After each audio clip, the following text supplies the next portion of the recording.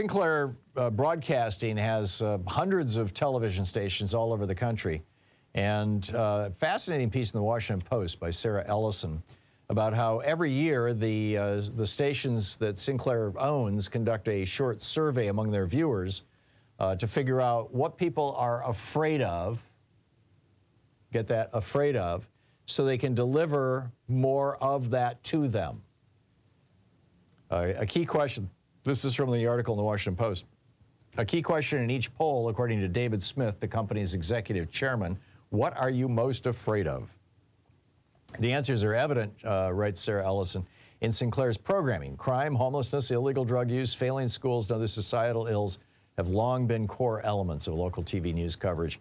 But, you know, this is an article about how he has turned his television stations into a propaganda arm.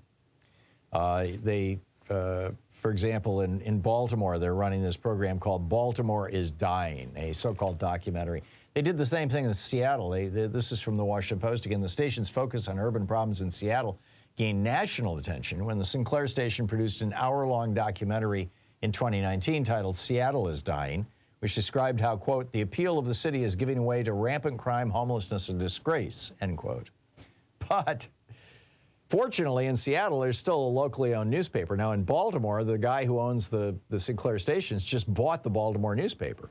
But in Seattle, they've got an independent paper. It's called the Seattle Times, and they published a rebuttal to the documentary, pointing out that Seattle's crime rates have actually declined significantly since the 80s and 90s. But, you know, that's not stopping Sinclair from doing everything they can to basically terrify Americans. And, you know, if it makes you money, right? I mean, this is the formula that Fox News came up with, that Sir Keith Murdoch perfected in Australia back 50 years ago.